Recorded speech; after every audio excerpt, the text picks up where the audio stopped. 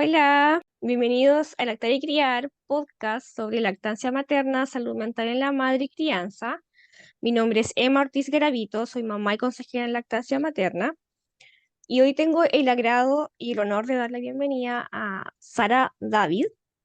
Ella es nutricionista materno-infantil, especialista en selectividad alimentaria. Además, es terapeuta en medicina ayurveda y profesora de Hatha Yoga. Y la pueden encontrar en Instagram como Sara H. D. Macedo. No sé si lo dije bien, Sara, pero ahí después me corriges. Junto a Sara conversaremos sobre la selectividad alimentaria en niños. ¿Cómo estás, Sara? Muy Bienvenida. bien, Emma. Muchas gracias por la invitación. Hola a todos, todas. Espero que estén bien y un gusto participar del No, podcast. gracias a ti por la buena disposición y por tu interés. Bueno, hoy con Sara, como comenté, vamos a conversar sobre la selectividad alimentaria en niños y quisiera partir preguntándote ¿qué es la selectividad alimentaria y Ujú. cuáles son algunas de las causas comunes detrás de este comportamiento? Ya. Entonces, podemos definir la selectividad alimentaria como un rechazo del niño a alimentos conocidos o Mm, desconocidos de forma grave. ¿Ya? Entonces, consideramos que la selectividad es grave cuando ese rechazo afecta la rutina diaria de la familia, las relaciones familiares y, claro, el estado nutricional del niño. ujú, Entonces, en la práctica, ¿qué significa eso? ¿Cómo es un niño que es selectivo? Entonces, generalmente, ese niño que tiene selectividad es un niño que no quiere sentarse en la mesa, come muy despacio, acepta pocos alimentos o prueba pocos alimentos, no tiene interés por la comida, tiene un comportamiento más rígido, como esos niños que comen muy despacio o están mirando mucho rato el alimento antes de comer, o tienen un listado muy chico de alimentos que aceptan. Entonces, ya. esa sería como así como una foto, una imagen de ese niño que es más selectivo. Y sobre las causas, generalmente hablamos de causas, bueno, hablamos de factores que son Ujú, internos y factores externos. Entonces los factores internos tienen que ver con el propio niño y los factores externos tienen que ver con el ambiente, con la familia o con los adultos o otros niños que están ahí también. ya. Y cuando hablamos de factores internos, podemos hablar, por ejemplo, de una hipersensibilidad al olor o sabor del alimento, o la propia personalidad del niño, Claro. o un diagnóstico de TEA o de TDAH, o disbiosis. Ese es un punto muy importante porque la Ujú, disbiosis, que es el desequilibrio de la microbiota intestinal, puede generar una compulsión por el sabor dulce. Entonces, es claro que esa disbiosis va a afectar también la selectividad. claro. Entonces, a veces un niño que en su naturaleza no sería tan selectivo, pero tiene un desequilibrio a nivel intestinal y puede empezar a presentar esa selectividad. Selectividad, claro. Perfecto. La mala calidad del sueño también es un factor súper importante porque eso pasa con adultos y con niños. Si tenemos una noche, por ejemplo, que nos despertamos muchas veces o un sueño con baja calidad, al día siguiente vamos a producir una cantidad distinta de hormonas y eso va a afectar también el tipo de alimento o sabor que el cuerpo va a buscar el día siguiente. ¿En Entonces, en serio? general, Wow. si dormimos mal, vamos a buscar el sabor dulce el día siguiente. Pero no es un dulce de una fruta o de un, ¿no? Como es un dulce como de alimento ultraprocesado. Entonces, es muy importante también trabajar el sueño, cómo está el sueño y organizar también bueno, ese hábito, ¿no? Del niño que es tan importante y tiene total relación con la selectividad. Otro factor también interno sería alguna deficiencia de vitaminas o minerales. Entonces, por ejemplo, la deficiencia de zinc tiene una Ujú, relación muy grande con el paladar. ¿Cómo está el paladar del niño? tiene la relación cómo está el nivel de zinc en su organismo. Ese es Mm. un factor Ya. importante también. Oye, qué Eh, interesante. Muy interesante, sí. Y esos serían factores internos, ¿no? Que tienen que ver con el cuerpo del niño. Ujú. También factores externos. Podemos hablar, por ejemplo, del comportamiento de los adultos que cuidan del niño, o si los papás o el papá o la mamá tienen depresión o ansiedad, eso puede afectar. Sabemos que los niños son seres muy sensibles y que están absorbiendo toda la atmósfera, todos los patrones mentales, emocionales del ambiente. Y eso se puede expresar de distintas maneras y la selectividad es una manera de expresar eso también. Mm. ¿Qué más podemos decir? Imagínate, De no, pero factores- ya me has dado hartas cosas, o sea, hartos tips, o sea. Un punto importante también de factores externos es cómo los adultos ayudan o afectan la relación del niño con el alimento. Entonces es muy común decir, por ejemplo, si dejas de llorar, te doy un chocolate después, o si no Ya. vas a comer, no puedes a jugar después. Es un Eso poco de sería como manipulación, ¿cierto? Claro, eso sería como utilizar el alimento como una moneda, ¿no? Como hacer un acuerdo, incluyendo el alimento en ese acuerdo.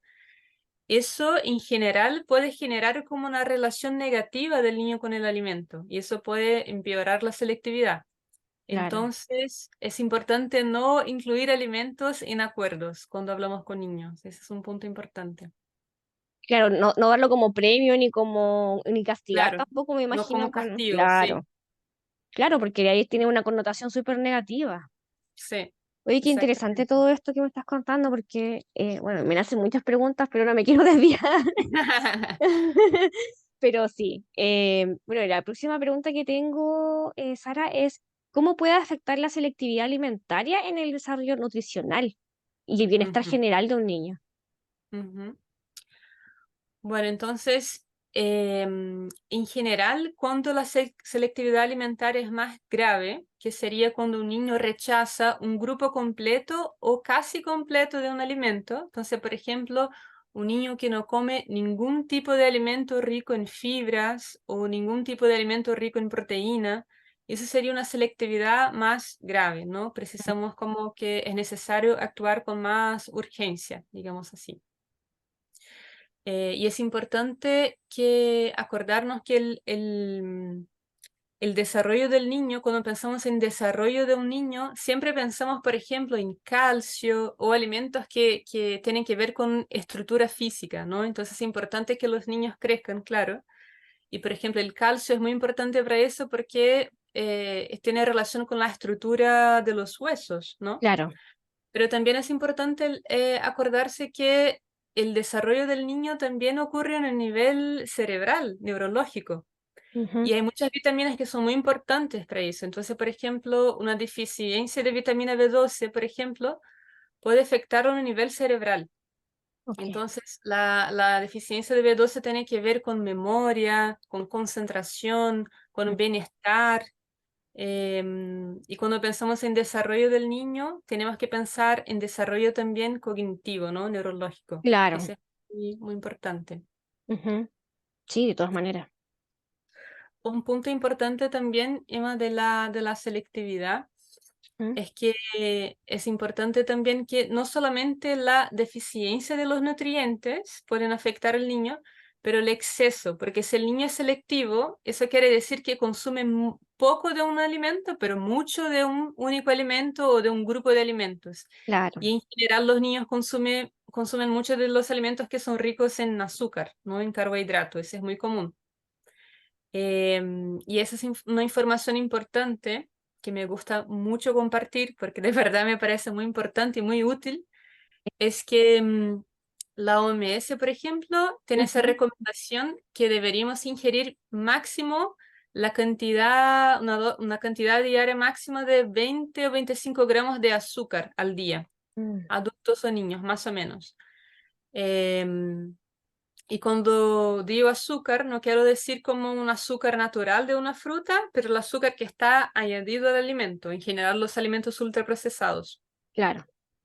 Y si pensamos, por ejemplo, en esa recomendación que es de 20-25 gramos al día, si pensamos en una lata de bebida o de jugo ultraprocesado, esa lata de 300 ml más o menos tiene más o menos 35 gramos de azúcar Sí, añadido. solamente, Sí, entonces si un niño hace como una colación con una lata de bebido, jugo, más una galleta, eso es como, es muy fácil, en verdad, exceder el límite máximo, ¿no? De azúcar al día. claro, claro que sí. Es muy fácil. Entonces, ese es un punto que la selectividad también es una consecuencia, digamos, de la selectividad, un exceso de azúcar o de alimentos ultraprocesados. Ya. Oh, oh, tremendos datos que nos estás dando. Ojalá que los papás puedan tomar todo esto en consideración. Sería súper importante. Sara, por ejemplo, ahora tengo una pregunta que tiene que ver con ¿qué papel juega la terapia alimentaria en el tratamiento de la selectividad alimentaria en los niños? Ujú. Entonces, ya, es importante como que primero hacer esa distinción Ujú, entre la consulta nutricional y la terapia alimentaria, ¿no? Que son cosas distintas. claro. Entonces, en la consulta nutricional es una consulta que hacemos con el papá o mamá o los dos y con el niño, que es muy importante que él esté presente. En la consulta vamos a saber el peso, estatura, si el peso y la estatura están adecuados para su edad. Vamos a saber cómo está la digestión, la absorción de nutrientes, el metabolismo, el sueño, como había comentado antes, si falta alguna vitamina o mineral en su alimentación, qué tipo de alimento y preparaciones son fundamentales para este niño específico. Entonces la consulta es siempre, obvio, siempre personalizada. Claro. En la consulta tenemos entonces orientaciones y ajustes nutricionales para ese niño. Tenemos un plan de alimentación con recetas, si necesario alguna suplementación específica Ujú, y orientaciones para la selectividad también. claro. Entonces, esa es como la consulta puede ser, por ejemplo, quincenal o mensual, ahí depende del caso, ¿no? Porque es como un seguimiento que hacemos por un tiempo específico, sea para hacer un seguimiento de una enfermedad crónica o un seguimiento nutricional para saber cómo está desarrollándose ese niño. Ese sería el rol de una consulta nutricional. Por otro lado, la terapia alimentaria es una sesión donde solamente participa el niño. Ok, Entonces, ¿qué queremos hacer en la terapia? Queremos acercar al niño de nuevos alimentos y preparaciones, ¿no? Queremos disminuir la selectividad alimentaria. Entonces, la idea es jugar con alimentos, con juegos temáticos específicos y cambiar su relación con el alimento. Puede ser, por ejemplo, preparar juntos recetas. Eso es importante porque genera autonomía en los niños, más tolerancia también con nuevos alimentos, nuevas texturas. claro. Eh, em, la terapia alimentaria sigue como los 6 pasos. Tenemos ese es un dato muy importante también, que Ujú, la terapia alimentaria o el proceso del comer ya, es un proceso de aprendizaje también, eso es importante de acordarse, ¿no? Como que el comer también es un proceso de aprendizaje, también claro. tiene su tiempo, ¿no? Y ese proceso tiene 6 etapas, que sería aceptar el alimento, interactuar con el alimento, oler, tocar, probar y comer. Mm, Entonces, comer viene por último al y tiene final, todo un proceso antes. Y en la terapia alimentaria vamos a trabajar cada paso, cada etapa con calma. ya, Em, y es bacán también pensar en la terapia alimentaria como algo que de verdad queremos cambiar, no solamente bajar la selectividad, pero cambiar la relación con el alimento. Entonces, por claro. ejemplo, yo he trabajado también no solamente con niños selectivos, pero con niños que tienen compulsión alimentaria. Ya, Y eso es algo que se puede trabajar también en en la terapia alimentaria, porque es una terapia que quiere cambiar la relación con el alimento. claro que sí. Es súper integral entonces todo lo que tú haces, po. Sí, es bastante completo, así yo diría. Sí, qué Sí. bueno. Muy, muy bueno. Súper recomendado entonces. Em, Sara, ¿Cuáles son algunas de las estrategias específicas que se utilizan en la terapia alimentaria para abordar la selectividad alimentaria en los niños? Ya, entonces me gusta mucho ese tema porque es como las estrategias siempre son personalizadas y la estrategia es algo que se construye con el niño y con el tiempo. Ya, Porque al final lo que queremos en la terapia alimentaria es entender cuál es la causa, cuál es la raíz de la selectividad, ¿no? claro. Podemos tener una idea al inicio, por ejemplo, si es un niño que tiene hipersensibilidad o es un niño que viene de un ambiente donde no hay muchos estímulos sensoriales, por ejemplo, que son causas distintas. Ujú. Pero durante las sesiones, durante el largo de la terapia, el proceso, vamos entendiendo mejor cuáles son las causas, las raíces de la Claro. selectividad. Pero en concreto, por ejemplo, podemos pensar, por ejemplo, en un niño que es selectivo con un grupo de frutas, por ejemplo, Ujú. eh, y podemos en una sesión jugar con ese alimento, con una fruta, y transformar esa fruta en un personaje y Mm. cambiar la relación que el niño tiene con las frutas, crear historias o hacer juegos específicos con ese grupo de alimentos. Claro. En la sesión siguiente podemos hacer una preparación que incluya la fruta. Y es interesante que el propio proceso de preparación, ¿no?, de la receta incluye muchas habilidades, muchas inteligencias, ¿no? Entonces, trabajamos las cantidades de ingredientes, reconocimiento de ingredientes y sus orígenes. El niño tiene que interactuar con distintas texturas, colores, olores. Después organizamos el espacio y el gran momento que es el momento de la prueba también. eh, pero es un proceso, ¿no? Es como que cada Claro. niño tiene su historia, sus necesidades y las estrategias se construyen también con ese proceso. Interesante. Sara, una pregunta que me surgió ahora. em, ¿Esto va de la mano con algún otro especialista? ¿O, por ejemplo, algún terapeuta ocupacional? Sí, O... el terapeuta ocupacional también puede ofrecer la terapia alimentaria. En general, yo trabajaba con terapeuta ocupacional o a veces trabajaba sola también, como que Ujú. eso también se puede hacer. Es interesante cuando la terapia alimentaria es ofrecida con nutricionista o por un nutricionista. ¿Por qué? Porque las recetas seleccionadas o los alimentos seleccionados están como que participan de una estrategia nutricional. Ok, Entonces, por claro. ejemplo, si durante la consulta yo veo que el niño no consume ningún tipo de proteína, solamente pan, eso puede pasar, es muy común. Sí, Entonces no consume ningún tipo de proteína y es muy difícil incluir la proteína, carne, huevo, legumbres, lo que sea, pero consume mucho pan. Entonces tenemos que pensar en estrategias nutricionales para, con urgencia, empezar a incluir la proteína claro. en la alimentación de ese niño. Entonces, por ejemplo, podemos empezar una receta de un pan que esté hecha con avena, con semilla de girasol, con harina de garbanzo, que son Perfecto. alimentos que son ricos en proteína y que pueden también aportar como en ese Claro, sentido.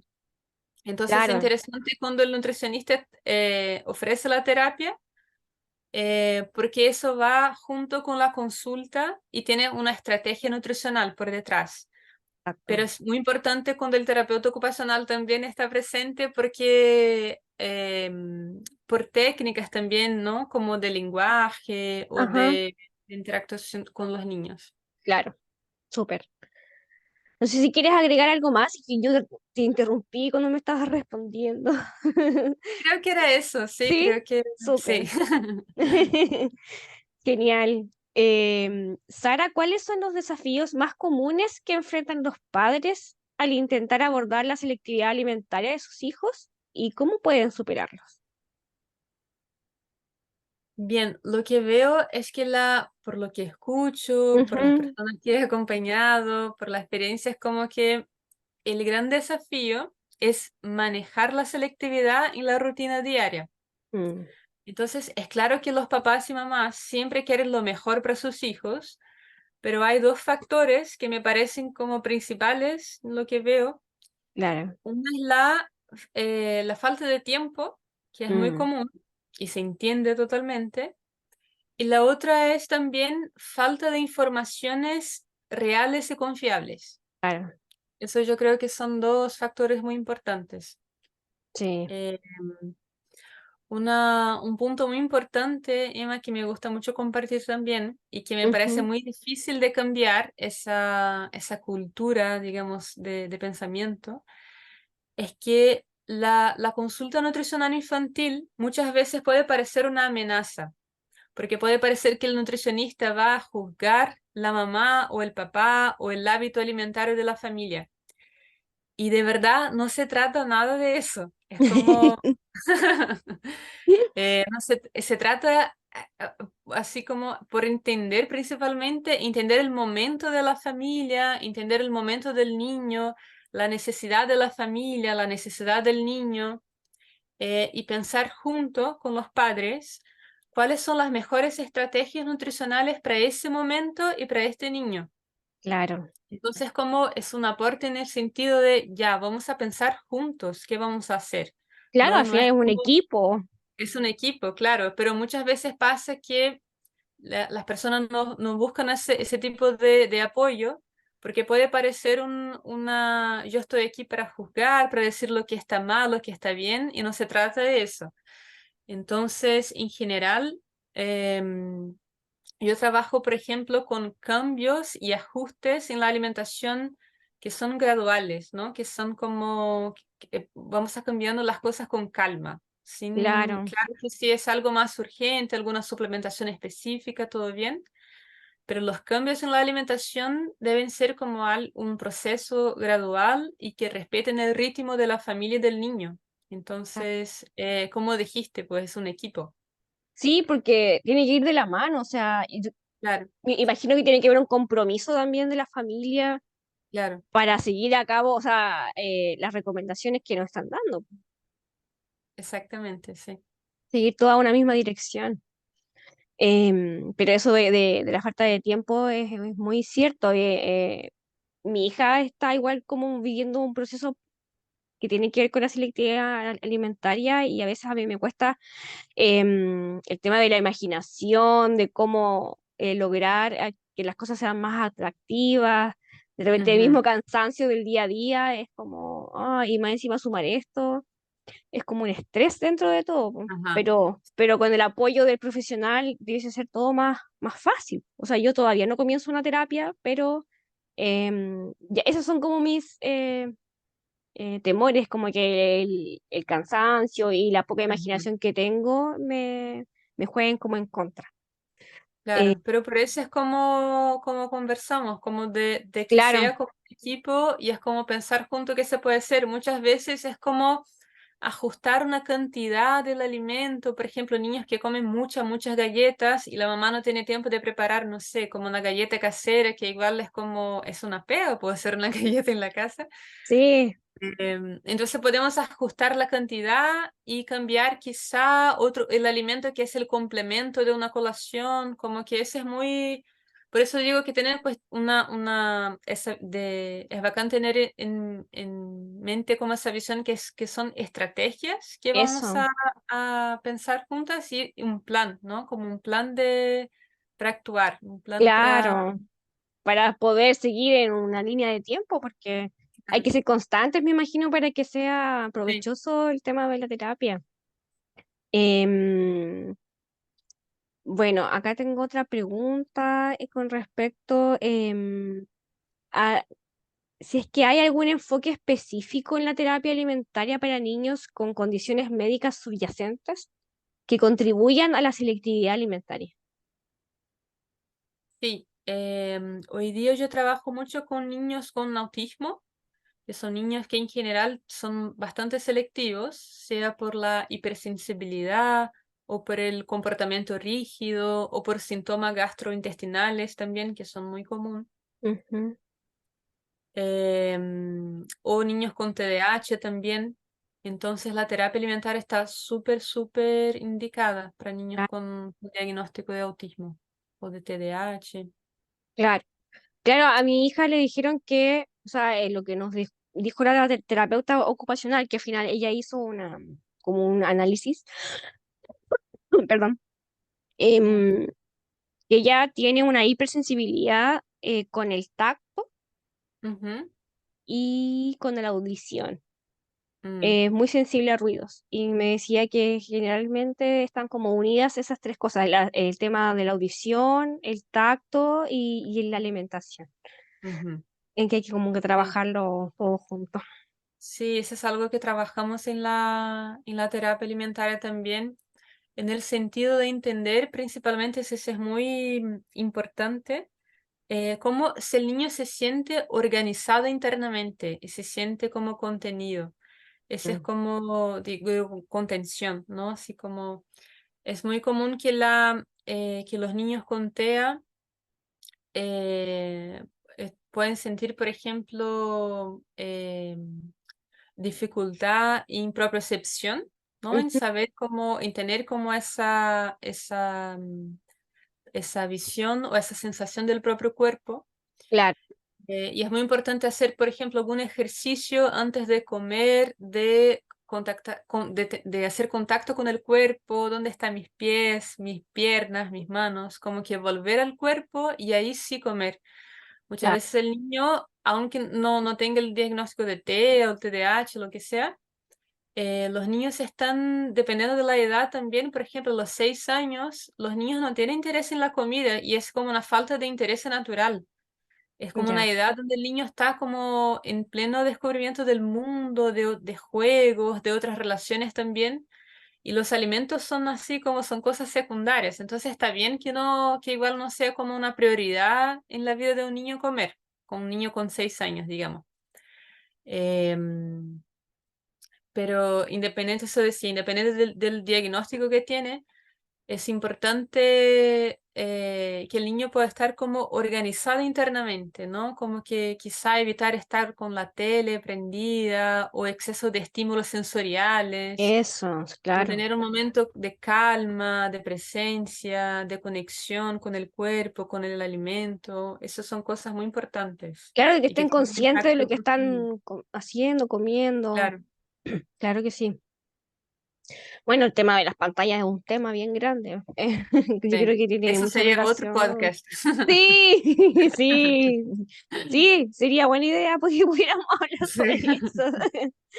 Sí, y Sí, bueno, por de ahí, hecho, sí. una información importante es que hoy día, cuando hacemos, por ejemplo, en una consulta nutricional, cuando Ujú. vamos a investigar las causas de un niño que tiene sobrepeso o obesidad, por ejemplo, una de las preguntas que tenemos digamos, en un protocolo es como la cantidad de horas que está con las pantallas, porque la cantidad de horas igual es como eh, tiene un efecto directo en la obesidad o en el sobrepeso. Claro, claro que sí. También porque pasa mucho también, me imagino yo, que la mayor parte del tiempo están viendo televisión y no también, no se sale mucho al aire libre a Claro, jugar y todo eso. claro. Y es un ciclo, ¿no? Porque estar mucho rato ahí delante de una tele es como el cuerpo está desconectado de la mente, ¿no? La mente está en una parte, el cuerpo está en otra y eso genera más ansiedad, más insomnio y ahí tiene más selectividad, entonces es como un Ah, ciclo igual, está todo está todo conectado. conectado. Exactamente. Da para otro episodio. Claro. Sí, bueno, y para ir como ya cerrando la entrevista, ¿cuál es tu consejo principal para los padres que tienen hijos que muestran signos de selectividad alimentaria y que están buscando ayuda profesional? Ya. Me gustaría volver un poquito como no solamente a los padres que tienen como hijos Claro. que ya están como selectivos, digamos, Ujú. pero me gustaría dejar dejar algunos tips sobre prevención para la Súper. selectividad. Entonces, por ejemplo, hoy día hay muchos estudios que hablan Ujú. sobre el embarazo y la selectividad. Entonces, por Mm. ejemplo, las mamás que son muy selectivas, que prueban pocos alimentos o que tienen como un hábito alimentar muy restricto, ¿no? Como con poca variedad. Hay muchos estudios que hablan sobre eso y sobre el impacto que eso tiene futuramente en la selectividad de su hijo. Ah, mira tú. Eso es súper, súper importante. Y para papás y mamás que están con bebés, que están en el momento de la introducción alimentaria, es muy importante la variedad de estímulos. Entonces, cuanto más estímulos de sabores, olores, texturas, mejor. Ya. Eso también va a tener como un impacto en el futuro, ¿no? En un par de años después, el niño puede ser menos selectivo si en Mm. el momento de la introducción alimentaria recibió bastante estímulo sensorial, digamos. Por ejemplo, Sara, por ejemplo, variar no solamente papillas, sino que también, por ejemplo, en este tipo de alimentación que se llama el baby led weaning, que se presenta el alimento en bastoncitos, en cosas que Sí, ellos sí, toquen.